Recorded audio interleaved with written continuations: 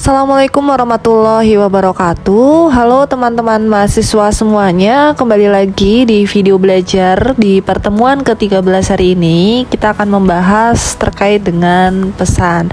Apa saja sih teori pesan yang kalian sudah pelajari?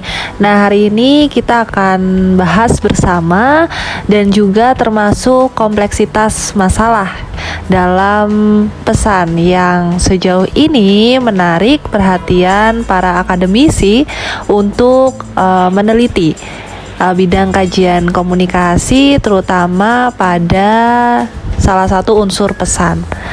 Apa sih itu pesan? Tentu saja teman-teman pasti sudah dapat mendefinisikan pesan, ya, dimana pesan ini adalah inti dari proses komunikasi. Melalui pesan inilah transfer informasi dilakukan oleh komunikator dan juga komunikan. Melalui pesan juga kita dapat menyusun strategi komunikasi guna mencapai tujuan dan juga keinginan kita.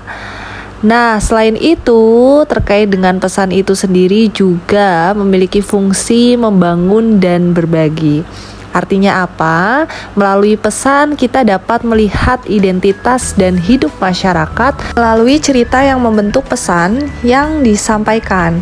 Nah, karena pesan ini adalah inti proses komunikasi, maka pesan tidak kalah penting dengan unsur komunikasi yang lain, gitu ya. Nah, pesan ini juga berperan sebagai sumber perkembangan dalam komunikasi antar sesama manusia, gitu. Nah, dalam hubungan antar manusia ini pesan tidak mengenal jarak dan juga waktu.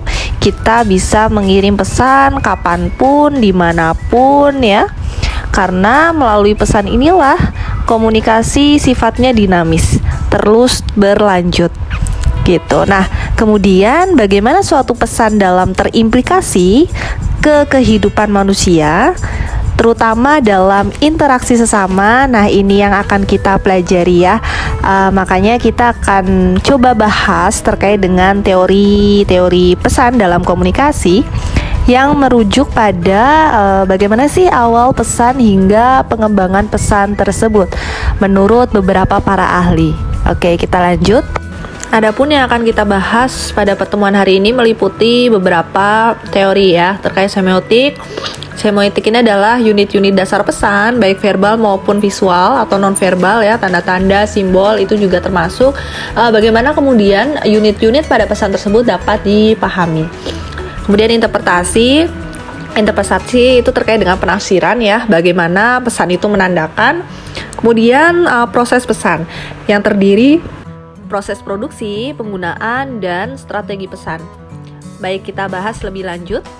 Kemudian kita masuk ke peta teori pesan. Kita akan bahas lebih lanjut terkait dengan tadi sudah disebutkan ada semiotik. Kita akan bahas terkait dengan teori-teorinya, ya, teori bahasa, verbal, dan simbol. Kemudian interpretasi, ada distinction, teori feminisme, dan konstruktivisme, makna semantik. Kemudian produksi, penggunaan, dan strategi. Ya, ini nanti kita akan bahas terkait dengan speech act theory, theory of identification, message design logic, kemudian compliance gaining, politeness theory, dan theory of planning. Oke, kita masuk yang pertama, yaitu semiotik. Nah, kita pahami pada dasarnya pada tradisi riset komunikasi, gitu ya, semiotik ini telah menjadi hal yang penting, terutama dalam pengembangan memahami pesan, bagian-bagiannya, dan bagaimana bagian pesan tersebut dapat disusun, yang nantinya teori ini akan membantu kita untuk memahami bagaimana sih penyampaian pesan agar dapat bermakna. Oke, teman-teman bisa baca untuk beberapa poin penting, ya, terkait dengan semiotik. Nah, ini kita langsung lihat contohnya. Di layar teman-teman bisa lihat ada wanita muslimah mengenakan jilbab atau hijab. Nah, kita coba dari sudut pandang semiotik, ya. Jadi dalam sudut pandang semiotik ini kan pesan itu akan dilihat dari hubungan 3 hal ini. Pertama adalah objek, kemudian penafsiran dan tanda. Ya, pada gambar ini objek yang akan kita bahas yaitu terkait dengan jilbab. Kemudian ada negara-negara tertentu yang menganggap jilbab ini adalah sebuah identitas umum, ya, yaitu identitas muslim. Itu adalah simbol atau tanda dari jilbab. Nah, kemudian penafsiran, ya. Setiap orang, setiap individu yang dipengaruhi oleh nilai-nilai tertentu termasuk budaya bisa menafsirkan penggunaan hijab oleh wanita ini berbeda-beda. Teori di bawah naungan semiotik pertama adalah teori simbol, Susanne Langer. Teori simbol ini merupakan standarisasi bagi tradisi semiotik, ya, tradisi penelitian semiotik dalam studi ilmu komunikasi. Jadi simbol ini merupakan pesan yang dimana kita memahaminya dengan suatu arti tertentu. Kayak misalkan warna merah, ya, warna merah pada lampu lalu lintas kita artikan sebagai tanda berhenti. Tapi warna merah pada konteks lain gitu ya, misalkan pada saat pertandingan banteng gitu ya, warna merah ini artinya agar banteng itu mau menyeruduk tanda merah tersebut. Dan ada juga pada konteks tertentu warna merah artinya seksi, ya. Pada konteks lain warna merah pemberani. Jadi seperti itu. Bagaimana sih standarisasi dari suatu simbol yang kita pahami dengan arti tertentu? Teori selanjutnya yaitu teori bahasa. Nah, kita tahu bahwa bahasa ini menjadi bagian penting pada sebuah pesan, terutama pesan verbal, atau ada juga yang menyebut istilah sebagai bahasa verbal. Studi mengenai bahasa ini sangat dipengaruhi oleh semiotika, sehingga sangat penting bagi individu untuk mengetahui mengenai struktur bahasa. Karena struktur bahasa inilah yang kemudian mempengaruhi pesan. Bahasa yang berbeda menggunakan kata-kata yang berbeda untuk menunjukkan hal yang sama. Biasanya seperti itu ya. Dari berbagai bahasa yang kita tahu pasti memiliki kata yang berbeda juga untuk merujuk pada suatu benda gitu. Karena itu teman-teman, tanda merupakan kesepakatan yang diarahkan oleh aturan. Seperti itu. Nah, ahli bahasa yaitu Ferdinand de Saussure melihat bahasa sebagai suatu sistem terstruktur yang mewakili realitas. Ia percaya bahwa peneliti bahasa harus memberikan perhatian yang lebih pada bentuk-bentuk bahasa. Nah, ini terkait dengan semantik ya. Kita pernah belajar tentang bunyi ucapan, kata-kata, dan juga tata bahasanya. Walaupun struktur bahasa bersifat acak, namun penggunaan bahasa sama sekali tidak bersifat acak, karena bahasa membutuhkan kesepakatan yang mapan, terutama antar penggunanya, gitu. Teman-teman tidak dapat memilih atau menggunakan kata-kata atau tata bahasa secara sembarangan gitu ya, apalagi ketika menggunakan bahasa tertentu, karena pasti akan merubah makna dari apa yang teman-teman ingin sampaikan dengan menggunakan bahasa tertentu. Nah, menurut Ferdinand de Saussure tadi, teman-teman, kunci untuk memahami struktur dari sistem bahasa itu adalah perbedaan. Bunyi huruf P misal akan berbeda dengan huruf B gitu ya. Suatu kata berbeda dengan kata yang lain. Satu bentuk tata bahasa juga akan berbeda dengan bahasa lainnya. Teori selanjutnya yaitu komunikasi non-verbal. Nah, teman-teman sudah belajar ya bahwa jenis pesannya ada verbal dan non-verbal. verbal itu tadi kaitannya dengan bahasa, sedangkan nonverbal ini lebih ke perilaku. Sama halnya seperti kita memahami simbol, pada komunikasi nonverbal ini kita memahami gerak-gerik yang dilakukan sebagai bagian dari perilaku manusia itu sendiri, gitu ya. Dimana teman-teman, untuk komunikasi nonverbal, teori komunikasi nonverbal ini ada terbagi menjadi dua, yaitu kode verbal dan yang kedua adalah prosemics nonverbal ya. Untuk yang kode verbal ini dia mengacu pada ya tadi ya, simbol-simbol yang mengarah pada perilaku. Nah, kemudian ya proxemic terkait dengan bagaimana sih manusia ini menggunakan ruang tertentu gitu ya, yang akan mereka gunakan untuk berkomunikasi. Jadi pada suatu ruang, suasana tertentu gitu ya, manusia ini memiliki perilaku yang berbeda dalam menyampaikan pesannya. Seperti itu. Nah, teman-teman bisa lihat di gambar ya, ada gambar XO. Nah, ini teman-teman bisa melihat siapa sih yang duduknya tuh terlihat paling nyaman. Nah, itulah suatu visualisasi ya dari teori komunikasi nonverbal ini. Nah, teman-teman, 5 hubungan antara komunikasi verbal dan nonverbal. Yang pertama adalah pengulangan, substitusi, komplementasi, dan juga kontradiksi. Ketika pesan verbal dan nonverbal itu bertentangan atau penekanan, kode nonverbal teman-teman memiliki 3 dimensi, yaitu semantik, sintaktik, dan pragmatik. Apa sih bedanya gitu ya? Pertama, semantik ini merujuk pada makna dari suatu tanda. Misalkan ketika di kelas gitu ya, dosen dengan wajah yang cemberut meletakkan jari telunjuknya depan bibirnya gitu. Tandanya dosen tersebut meminta agar teman-teman ini diam gitu ya, karena dia sedang menjelaskan gitu. Nah, kemudian yang kedua adalah tadi sintaktik.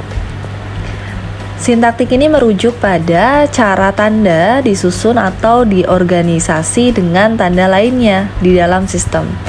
Misalnya, orang yang meletakkan jari telunjuk di depan bibirnya itu tidak menunjukkan wajah cemberut, tetapi malah tersenyum sambil berkata dengan suara lembut. Seperti, mohon maaf Bapak, di sebelah ada rapat, seperti itu.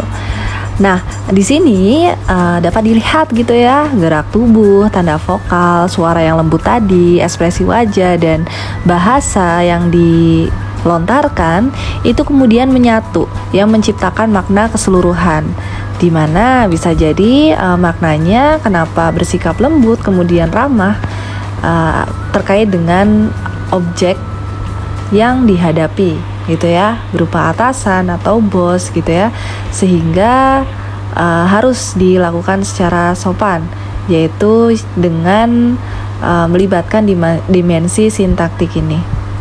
Sedangkan pragmatik mengacu pada efek atau perilaku yang ditunjukkan oleh tanda yang diterimanya.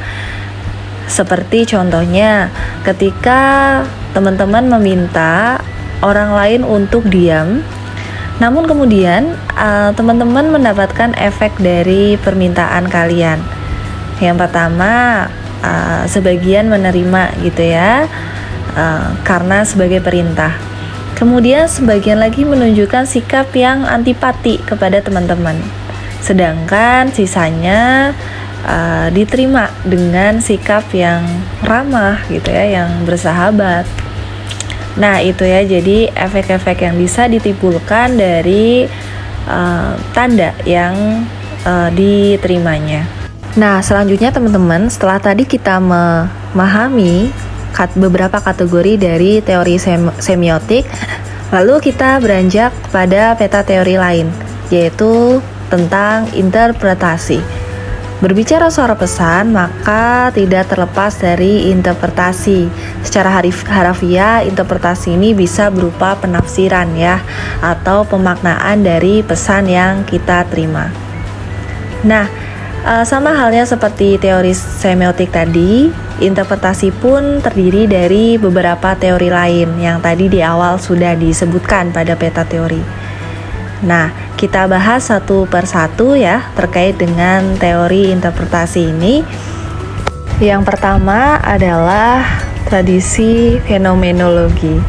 Ini menarik untuk teman-teman yang ingin mengkaji penelitian di bidang komunikasi yang berlandaskan atas pengalaman manusia ya, terkait dengan objek suatu peristiwa atau pengalaman langsung ya.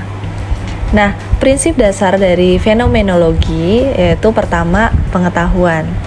Pengetahuan ini ditemukan secara langsung terhadap pengalaman yang pernah ia terima gitu.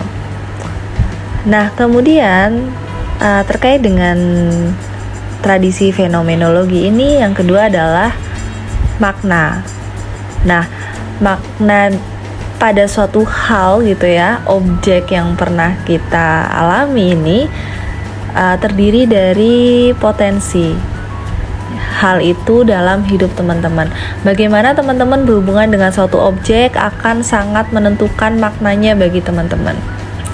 Gitu ya. Jadi misalkan ketika berbicara soal budaya di tempat teman-teman berada, pasti teman-teman sebagai pembawa budaya ini erat kaitannya ya untuk memahami potensi-potensi keyakinan yang ada pada budaya yang selama ini teman-teman yakini.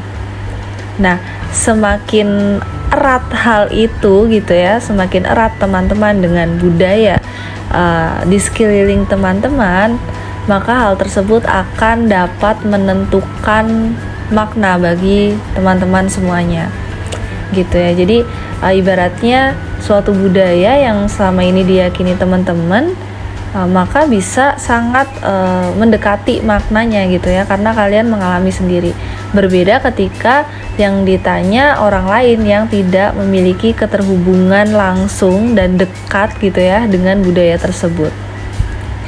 Dan selanjutnya adalah bahasa. Bahasa inilah yang kemudian sebagai wahana makna, di mana melalui bahasa pesan itu bisa diinterpretasikan agar lebih mudah gitu.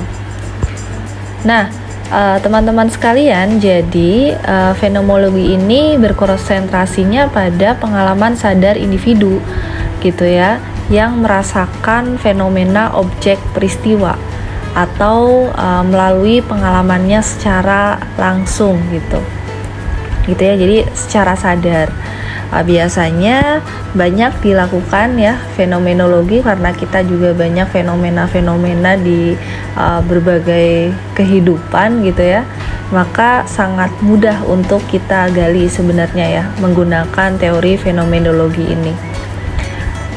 Selanjutnya yaitu teori di bawah naungan interpretasi selanjutnya adalah teori distinction atau pemisahan makna ya. Jadi teori distinction ini merupakan bagian dari teori yang diasumsikan oleh Paul Ricoeur, dan sudah banyak penelitian yang menggunakan teori dari Paul Ricoeur ini untuk memisahkan makna dari naskah-naskah yang diteliti gitu ya oleh para peneliti.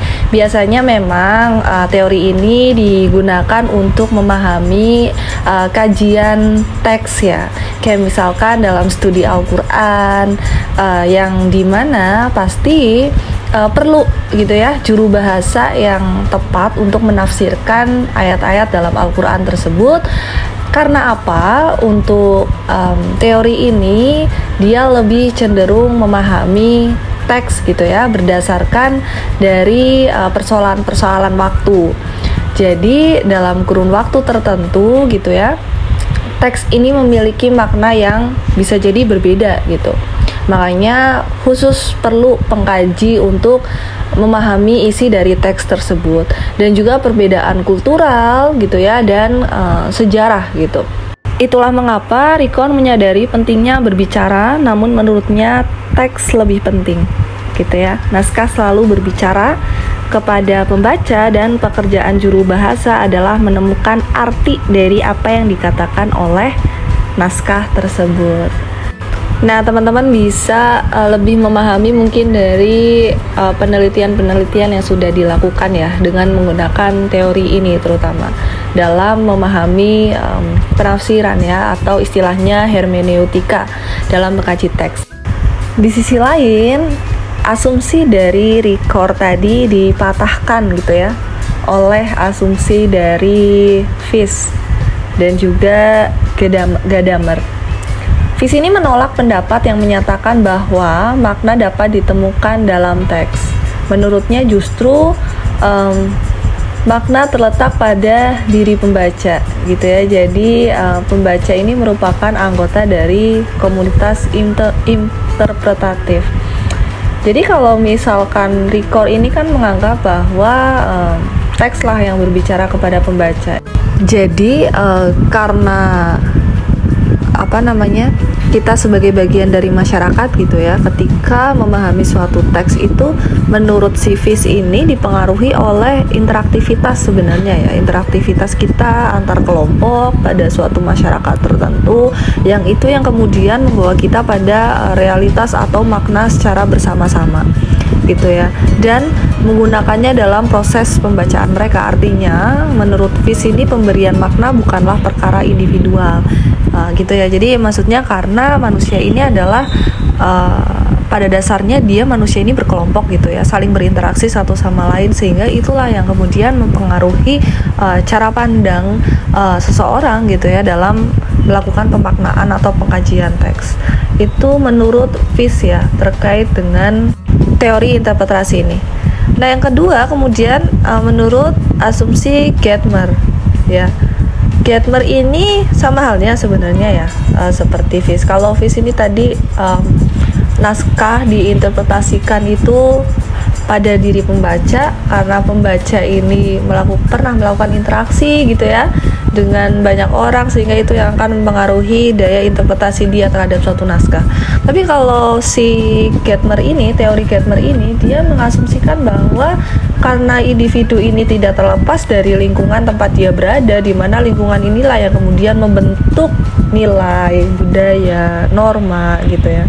Sehingga ketika si pembaca ini melakukan analisis atau interpretasi, maka dia akan mengkaitkan dengan apa yang sudah dapat di lingkungannya tersebut gitu ya. Itulah dasar pemikiran bahwa individu itu akan selalu memahami pengalamannya dari perspektif asumsinya gitu ya. Jadi kalau Gadamer ini dia mengungkapkan bahwa individu dalam menganalisis atau menginterpretasi sebuah pesan, maka itu tidak akan terlepas dari lingkungan di mana tempat individu tersebut berada. Karena kita pun sebagai manusia tidak terlepas dari lingkungan tempat kita berada. Oke, kita lanjut. Teori selanjutnya yaitu konstruktivisme menurut J.C. Delia. Jadi dalam teori ini, individu melakukan interpretasi dan bertindak menurut berbagai kategori konseptual yang ada di pikirannya. Ya, teori konstruktivisme ini dibangun berdasarkan teori yang ada sebelumnya, yaitu konstruksi personal. Ya, jadi kaitannya dengan teori ini bahwa karena memang ya personal konstruk. Jadi apa yang diinterpretasikan ini tergantung dari sistem kognitif setiap individu itu berbeda. Kayak misalkan si Delia ini, J.C. Delia ini menunjukkan bahwa pesan ini bervariasi menurut kompleksitasnya gitu ya. Ada yang kompleksitas pesannya itu sederhana gitu ya, yang hanya merujuk pada dirinya sendiri yang menyampaikan tanpa memperhatikan lawan bicaranya. Ada juga yang kompleks gitu ya, bagaimana agar pesan yang disampaikan ini sekaligus dapat mencapai beberapa tujuan. Seringkali ya teori konstruktivisme ini digunakan oleh orang-orang yang memang ingin untuk bisa menciptakan pemahaman pada lawan bicaranya. Nah, bisa menggunakan teori ini ya dalam mengkaji. Kayak misalkan dalam penelitian bagaimana sih penyusunan pesan dakwah gitu agar dapat dipahami oleh pendengar. Nah, hal tersebut juga memiliki korelasi dengan teori konstruktivisme ini ya. Jadi dai yang memiliki kompleksitas kognitif gitu ya, bagaimana sih ia menyusun pesan dakwah agar dapat dipahami oleh pendengar gitu. Oleh karena itu seorang pembicara yaitu dai tersebut juga harus mempertimbangkan beberapa aspek ya yang ada pada calon pendengarnya. Kayak misal bisa dilihat dari pendidikannya, kelas sosial, kemudian budaya, ekonomi, dan bahasa. Seperti misalkan pada kelas sosial yang tinggi dan pada kelas sosial yang sepadan atau rendah, nah itu pasti memiliki diksi yang berbeda. Diksi itu pemilihan kata yang berbeda gitu ya. Mana sih yang cocok dengan masyarakat yang akan dihadapinya gitu ya, dilihat dari kelas sosialnya misal. Nah, begitu juga pada pendidikan ya, budaya, ekonomi, tinggi, menengah, bawah. Nah, itu bisa dikaitkan juga ya sebenarnya dari pemilihan kata atau pesan yang merujuk pada tingkat pemahaman calon pendengarnya gitu ya terhadap pesan yang akan disampaikan. Berikutnya yaitu teori feminisme. Nah, ini juga salah satu teori yang masih kita membahas tentang interpretasi ya pada pesan, di mana teori feminisme ini memfokuskan pada komunikasi dan juga gender. Nah, pada pemikiran Ceris Kremer gitu ya, yang mempercayai bahwa bahasa ini adalah cara untuk melihat dunia gitu melalui bahasa. Namun kemudian Ceris Kremer ini dia mendalami hal tersebut gitu ya dari sudut pandang gender. Jadi pria dan wanita memiliki perbedaan gitu ya dalam bahasa, terutama dalam bahasa Inggris gitu. Banyak istilah-istilah pekerjaan yang kemudian membedakan bagaimana sih penyebutan wanita dan pria gitu ya. Wanita sering dikategorikan tidak biasa atau abnormal gitu ya. Seperti contohnya sebutan Mister gitu ya, dengan kata lain tanda MR yang berarti tuan. Hal tersebut tidak sama sekali memberikan informasi mengenai status perkawinan. Sedangkan kalau teman-teman terbiasa memanggil Miss gitu ya, kenapa saya memutuskan untuk dipanggil Miss Desi yang artinya adalah Nona, itu menginformasikan status perkawinan. Artinya jika dipanggil Miss ya, Miss Desi, nah tandanya belum menikah. Nah, inilah yang kemudian menurut Kremer ini lebih memberikan manfaat sebenarnya kepada pria daripada wanita gitu ya. Dari panggilan Mister itu tidak menginformasikan terkait dengan privasinya dia gitu ya, sudah menikah atau belum. Sedangkan pada wanita justru panggilan Miss itu mengindikasikan bahwa orang tersebut belum menikah. Nah, itu yang kemudian difokuskan ya menurut pemikiran Ceris Kremer dalam sudut pandang teori feminisme ini. Selanjutnya yaitu teori makna semantik dari Charles Osgood. Nah, Osgood ini menyampaikan atau mengasumsikan bahwa makna semantik ini menjelaskan bagaimana makna dipelajari dan bagaimana hubungan antara makna dengan pikiran dan tindakan. Nah, terdapat ya beberapa hal yang kemudian mempengaruhi tindakan seseorang, yaitu stimulus fisik, kemudian menuju respon internal, kemudian stimulus internal, dan selanjutnya adalah respon luar sebagai tindakan akhir gitu ya, atau pemutusan dari stimulus-stimulus yang selama ini didapatkan oleh suatu individu. Seperti apa contohnya ya terkait dengan tahapan-tahapan ini? Misalkan ketika mendengar kata pesawat terbang. Pesawat terbang itu menjadi stimulus fisik. Seseorang yang takut terbang akan memiliki respon internal, yaitu munculnya rasa takut dalam dirinya. Dan rasa takut inilah yang akan menuju atau mengarahkan kepada stimulus internal, yaitu kecenderungan untuk menghindar, dan penghindaran itulah gitu ya yang akan menghasilkan respon luar, yaitu tidak mau naik pesawat terbang. Nah, seperti itu ya contohnya teman-teman semuanya. Selanjutnya kita masuk kepada teori produksi, penggunaan, dan juga strategi, di mana menurut peta teori yang pertama yaitu speech act theory, atau biasanya disebut juga dengan teori tindakan berbicara. Nah, teori ini nantinya dapat membantu teman-teman untuk mencapai sesuatu dengan kata-katanya. Nah, cocok ini ya untuk tujuannya persuasif terutama ya. Pada teori bicara, kebenaran dianggaplah tidak sebagai sesuatu yang sangat penting gitu. Kemudian pertanyaan sebenarnya adalah apa yang diinginkan pembicara melalui pernyataan tersebut. Nah, ada 4 model dalam teori speech act ini ya, atau tindakan berbicara ini. Yang pertama adalah ucapan pernyataan ilokusioner, dan yang kedua adalah pernyataan tentang perlokusioner. Nah, apa yang dimaksud dengan keempat model dari teori speech act ini? Contohnya, pertama teman-teman, ketika kalian membuat sebuah pernyataan, aku akan membayar kembali uang kepada kamu. Maka teman-teman mencapai beberapa hal nih dalam model speech act ini. Yang pertama adalah ucapan kamu membuat satu wacana yang disebut dengan tindakan ucapan.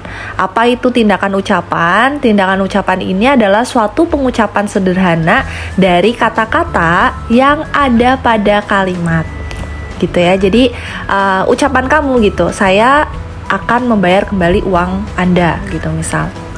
Kedua, kamu menyatakan sesuatu mengenai dunia atau melakukan sesuatu yang dinamakan dengan tindakan pernyataan. Tadi tindakan ucapan, sekarang tindakan pernyataan. Di mana membuat pernyataan atau proposisi dengan kata lain, kamu mengatakan sesuatu yang kamu percaya akan benar-benar dan atau terwujud. Gitu ya, atau kamu mencoba agar orang lain percaya bahwa kata-kata kamu akan segera terwujud. Ini di luar dari benar-benar bakalan dibayar atau tidak gitu ya. Ketiga adalah ilokusioner. Hal yang paling penting dari tindakan bicara adalah bahwa kamu sedang memenuhi suatu maksud gitu ya, atau keinginan yang dinamakan dengan tindakan ilokusioner. Atau kita juga bisa memaknai bahwa tindakan ilokusioner ini adalah suatu tindakan yang dilakukan pembicara dengan fokus utama, yaitu agar lawan bicara memahami maksud dan tujuan pembicara. Dan yang terakhir adalah tahapan perlokusioner. Nah, apa yang dimaksud dengan tahapan ini? Di mana perlokusioner ini merupakan hal terakhir yang dapat dicapai gitu ya, yang dirancang terutama untuk menghasilkan efek terhadap perilaku orang lain sesuai dengan harapan kita. Diawali dari ucapan tadi gitu ya, saya akan mengembalikan uang kamu. Nah, oke, kita lanjut ke teori selanjutnya. Teori selanjutnya yaitu compliance gaining. Jadi tujuan komunikasi yang paling umum dan paling sering digunakan adalah tentu agar orang lain mematuhi apa yang kita inginkan. Sehingga pesan-pesan yang dibuat agar orang memiliki kepatuhan merupakan topik yang paling banyak diteliti. Nah, umumnya strategi pada compliance gaining ini dilakukan dengan juga memperhatikan beberapa hal ya, strategi umumnya, yaitu pemberian penghargaan, kemudian hukuman, keahlian ya, termasuk peningkatan skill gitu. Kemudian juga komitmen interpersonal dalam hubungan antar pribadi, dan juga komitmen personal ya, dengan personality diri kita terutama.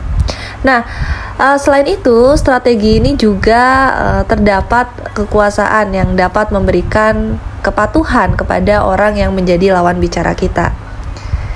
Seperti yang pertama, kekuasaan dalam hal kemampuan untuk memanipulasi. Kedua, kekuasaan atau kemampuan untuk menentukan posisi hubungan seseorang dengan orang lain gitu ya. Kemudian yang terakhir adalah kemampuan atau kekuasaan untuk menentukan nilai, kewajiban ya, dan atau keduanya antara nilai dan juga kewajiban. Nah ini ya terkait dengan compliance gaining. Selanjutnya, teori selanjutnya yaitu politeness theory menurut Brown dan Levinson. Nah, asumsi dari Brown dan Levinson ini terkait dengan politeness theory atau teori kesopanan gitu ya. Tentu saja untuk melindungi wajah kerap menjadi salah satu tujuan yang ingin dicapai. Dalam kehidupan sehari-hari, kita akan merancang pesan yang dapat melindungi wajah sekaligus untuk mencapai tujuan lainnya. Jadi, teman-teman berkaitan dengan politeness theory ini ada dua konsep wajah, teman-teman. Yang pertama adalah positif dan juga negatif. Maksudnya seperti apa? Maksudnya adalah untuk yang positif ya. Wajah positif ini atau positive face ini adalah keinginan untuk dihargai, disukai, dihormati, ya, dianggap ada. Nah, kesopanan yang positif ini menunjukkan perhatian ya, biasanya memberikan pujian dan menunjukkan penghormatan. Karena apa? Ya tentu saja gitu ya, ketika kita ingin mendapatkan reaksi yang seperti itu gitu ya, ingin dihargai, ingin disukai, dihormati, ya tentu kita pun harus memberikan sebuah stimulus untuk mereka gitu ya, agar mereka mau menghargai kita, agar mau untuk menyukai kita atau menghormati kita. Nah, itu ya terkait dengan positive face. Sedangkan untuk wajah yang negatif atau negative face ini adalah keinginan untuk bebas dari permintaan. Ya, bebas dari permintaan bantuan orang lain terutama atau intervensi orang lain. Dan kesopanan negatif ini dirancang untuk melindungi orang lain ketika kebutuhan wajah negatif terancam, gitu ya.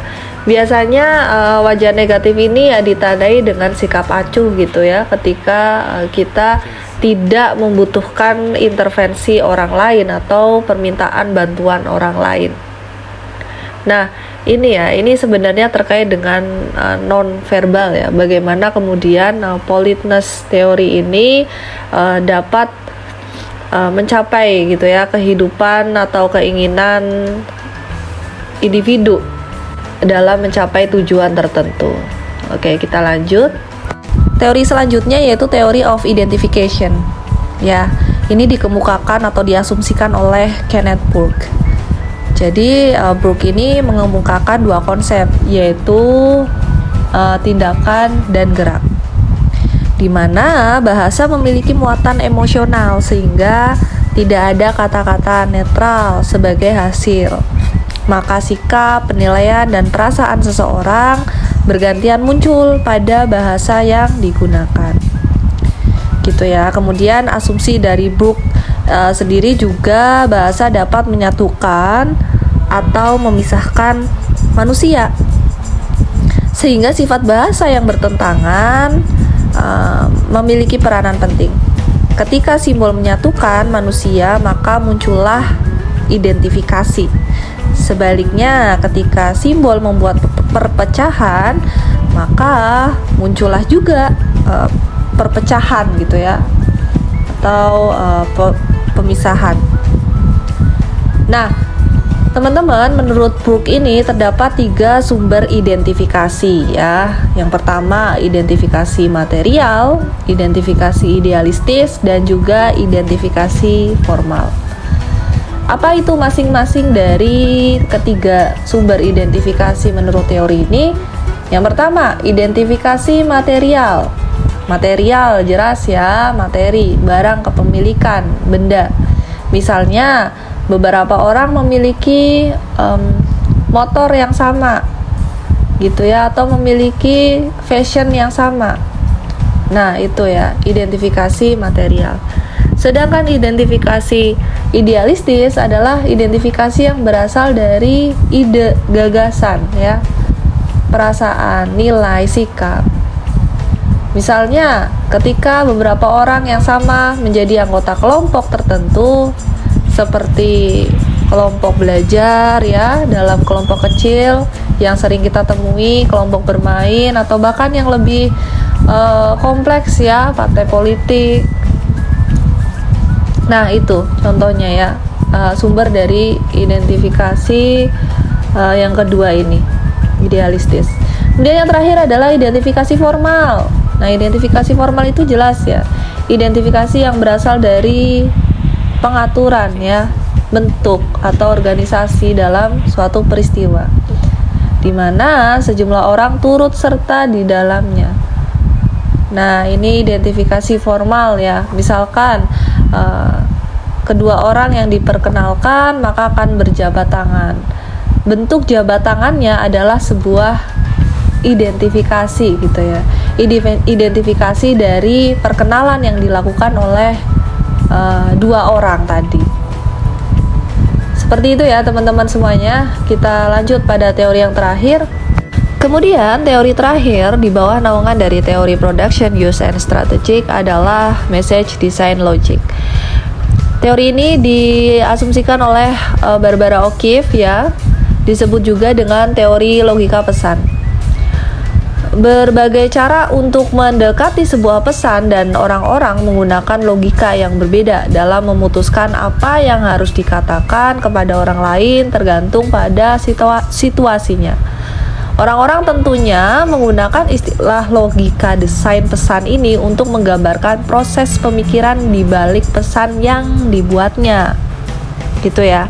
Nah, logika dalam merancang pesan yang disebutkan oleh O'Keeffe ini ada 3. Yang pertama adalah ekspresif, konvensional, dan juga retorika. Nah, apa yang dimaksud dengan ketiganya? Seperti itu kita bahas ya. Yang pertama adalah ekspresif, keterbukaan, reaktif gitu ya. Tentu ketika berbicara soal reaktif, berarti ada aksinya gitu ya. Kayak misalkan teman-teman merasa marah kalau misalkan ada barang yang dipinjam tapi tidak dikembalikan. Nah itu contohnya. Kemudian yang kedua adalah konvensional, ini based on pengaturan gitu ya, ada aturannya. Ketika teman-teman meminjam buku gitu ya ke teman yang lain, kemudian teman yang lain tersebut meminta untuk dikembalikan selama 3 hari gitu. Nah selama 3 hari itulah yang menjadi pengaturan ya. Nah itu contoh dari konvensional logic. Kemudian retorika. Nah retorika ini based on berbasis pada negosiasi. Misalkan teman-teman sudah terlewat 3 hari nih bukunya dipinjam oleh teman yang lain gitu ya. Kemudian teman-teman bilang ke teman tersebut untuk silakan pinjam aja di perpustakaan juga ada buku yang sama, agar tujuannya adalah buku kalian itu dikembalikan. Nah itu adalah contoh dari retorika desain logic. Baik teman-teman mahasiswa semuanya, terima kasih telah menonton video belajarnya sampai akhir. Itu dia tadi beberapa teori-teori yang bisa kalian gunakan untuk sebagai pisau analisis ya, dalam mengkaji fenomena, isu, permasalahan. Salah satu unsur komunikasinya yaitu pesan. Baik, berakhir sudah video belajar hari ini. Jika ada yang perlu didiskusikan, silahkan lanjut di kolom diskusi ya, di kolom komentar di Google Classroom, di mana postingan ini di-share. Tetap jaga kesehatan, sampai jumpa di video belajar selanjutnya. Wassalamualaikum warahmatullahi wabarakatuh.